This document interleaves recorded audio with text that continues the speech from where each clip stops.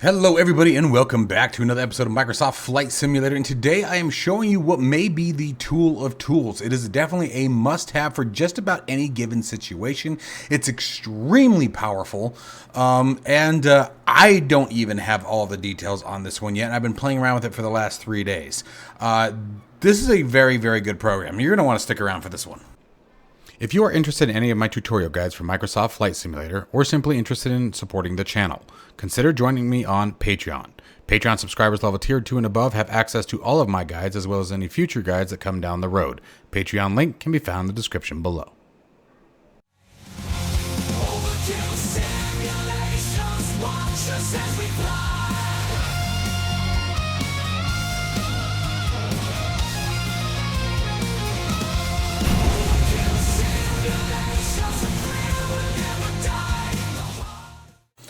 Alright, so first up, don't mind the mess behind me. We are in construction mode in the rig once again, so there's a lot going on right now. It constantly never ends. But I'm here to talk to you guys about FS HudBar. This is a tool that actually came out a very long time ago, and I remember I did an initial sort of release video on it when I was very big into the mods, tools, and add-ons. I sort of trailed away from those videos just because things sort of got redundant, you know. Excuse me. But this has matured beyond what I ever thought it was since the last time I took a look at it. So first, just bear with me for a minute because there's far more than what meets the eye with this application at first glance. This is basically the tool at first glance. Now, it doesn't start out in a windowed mode. You have to configure that. So that's your first option right out of the bat. You have the ability to deck this to any monitor. You can literally assign it to a monitor where it just permanently implants itself. You can scale it, you can size it, you can do all that good jazz. You can determine what information is on it, and we're going to get through a lot of that. This is probably going to be a multiple course video, honestly, because there are essentially 4 tools inside of this one. This is just the first one. Okay, so first off, you guys can see some of the information that you have right here. First, check this out. You have your sim rate. And by simply mousing over it and doing a mouse wheel, now you saw it change the zoom, but that's fine. That's neither here nor there. That's just a control conflict. We can change that. But you can see that you can adjust the sim rate. You have everything from barometric pressure. Current pressure is 2, 9, or 9, or 8. You have your landing gear status, brake status, parking brake is set, flaps are up. You have your transponder information. And I think that I saw, maybe not. Oh, I think you have to click it. Oh, here it is, transponder. That's the ident button, I think is what that one does. Like I said, there's a lot to this. You have to bear with me. All of your navigation information that you would normally, like once you input a route, all of that information populates here. I did a test flight with the GNS 530. So you have all that. And I want you guys to be thinking about multiple scenarios where this comes into hand. The biggest thing is with any kind of separate monitor, and it doesn't have to be a big one. That's the whole thing about this.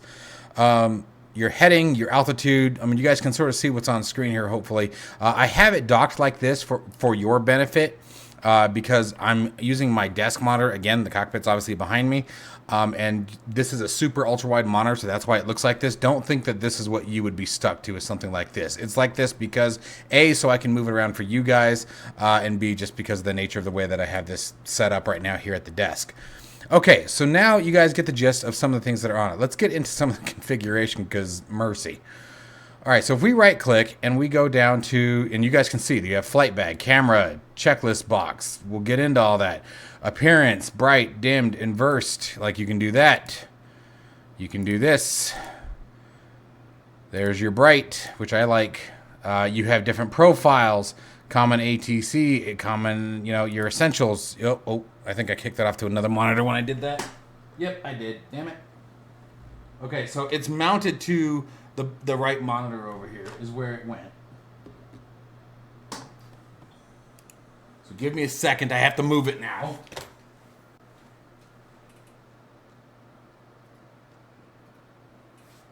Okay.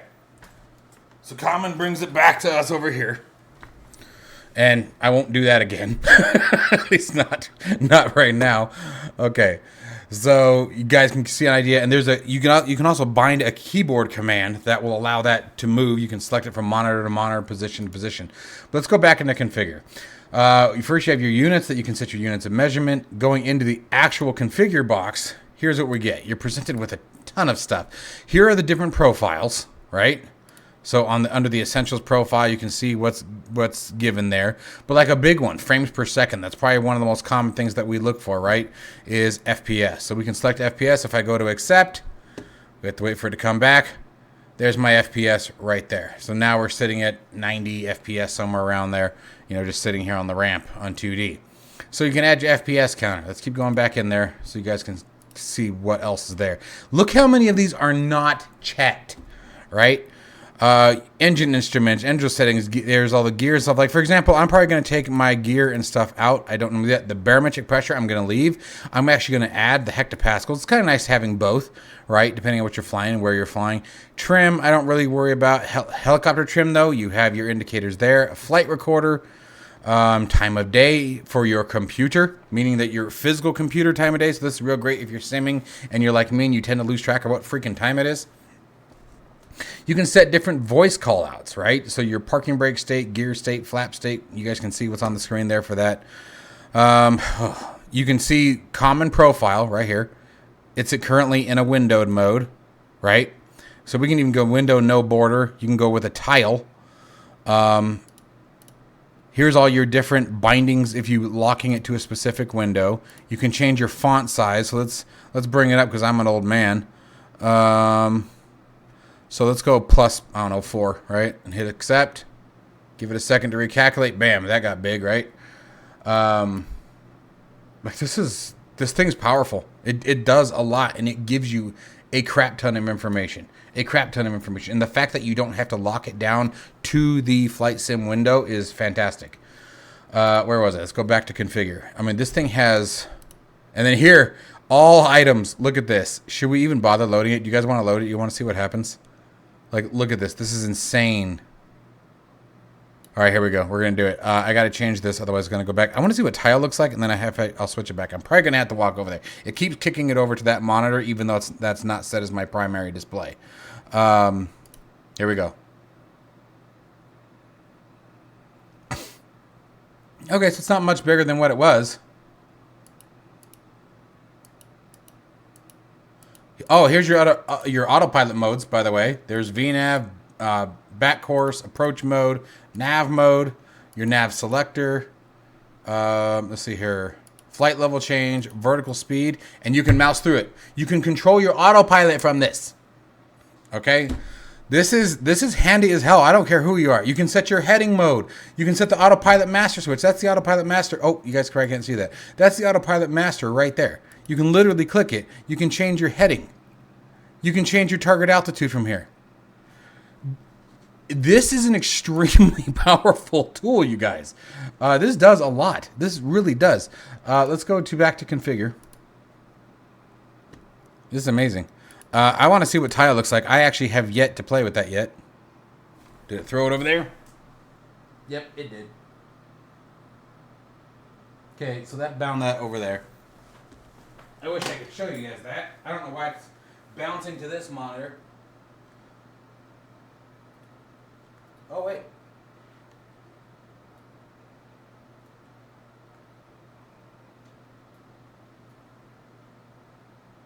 So it will let me, I know you guys can't see it, but it will let me slide the bar from either end of this monitor, but I can't adjust the position. You do that through the configuration window.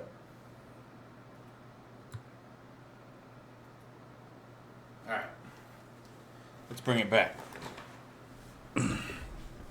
Anyway, so there's just like with anything else, right? There's always going to be configuration and things that you need to tweak and change. Let's go back to window mode. Bring it back up. Did it move it back over there? Yes, it did. There we go. So anyway, this is just the HudBar portion of this. And again, if we go back into the configuration, there's a couple of things that we need to take into consideration. First off, you can obviously lock. So here is the position that you can lock if you choose, right? You can actually set coordinates if you want based on the monitor. Box separator, we can add. Frame items, so let's do that. Do accept. Look at that. Cleans that up quite a bit, right? Makes it a little bit easier to read and identify certain points. Absolutely amazing tool. I'm really blown away by this. So much. Outside air temperature, you guys can see there's that in the Celsius. So you get your air temp. You can change your colors if you want. Keyboard hotkeys. So here we go. Show or hide the hide or yeah. Show or hide the bar. I don't know. Right shift B. Can I do that? Hotkeys. MSFS hotkeys.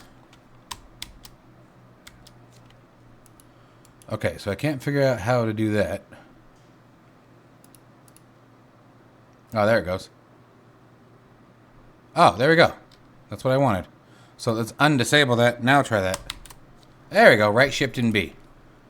So hit accept. Quick key bind. Right? And if you're using like SPAT or anything like that, you can bind any of your normal controls to do that. You know, you can set it to where when I press that, it executes keyboard command XYZ. So really convenient features in this as well. Like this developer has thought about just about everything. And you can see here are the other three tools. You have a flight bag, cam control, and checklist box. The other thing that I really appreciate, so here's the HudBar one, comes with full documentation. Okay. Yeah. More than 100 essential aircraft information, supports 1, 2, 3, and 4 engine aircraft. I'm not going to go through all this, but you guys can see some of the stuff that you can do with it. Look at that faded background, the overlay with inside of Microsoft Flight Simulator. Take a look at this one. This is the cool one, and we'll get into that here. I'm probably going to do a separate video because you can literally generate your own checklist as well, itemize it with inside here, and have it walk through the processes. So a very well configurable system. I mean, this is... It's impressive. I'm really blown away. I had not realized that it had gone this far. By the way, I don't know if you guys caught it. I'm sure it's a no-brainer. You guys are probably like, duh, it's going to be there based on everything else that's there. The wind information is there too, in case you guys weren't aware of that. You know, I don't know that I pointed that out. But let's see here. It's stretching across my OBS. There you go. There's your outside air temperature. There's your wind information. It'd be nice if the MEDAR was actually over here. Oh, wait. There actually is a MEDAR section, though. And I think that's it. Yeah, time Zulu. There's your time in Zulu. Outside air temperature. Yeah, winds. Oh, MEDAR. Here we go. Let's check this out.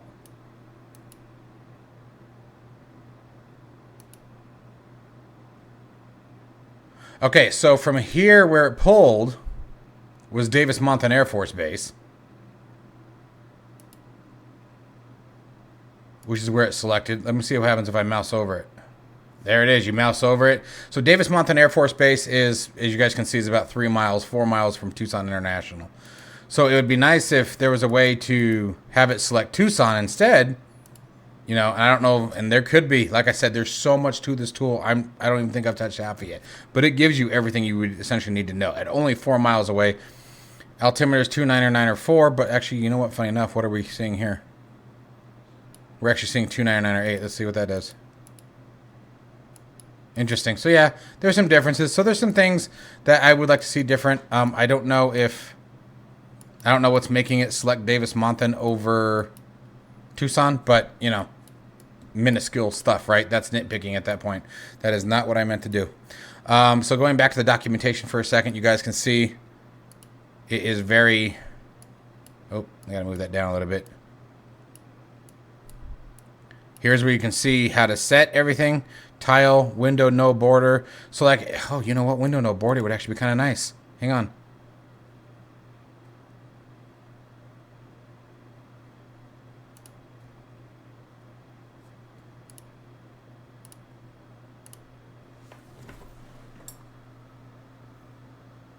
Oh, there it is.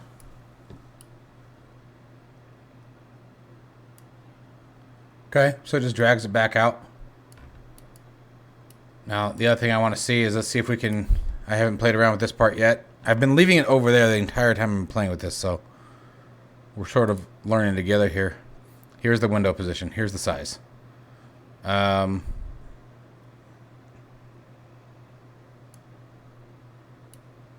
does this do if we do...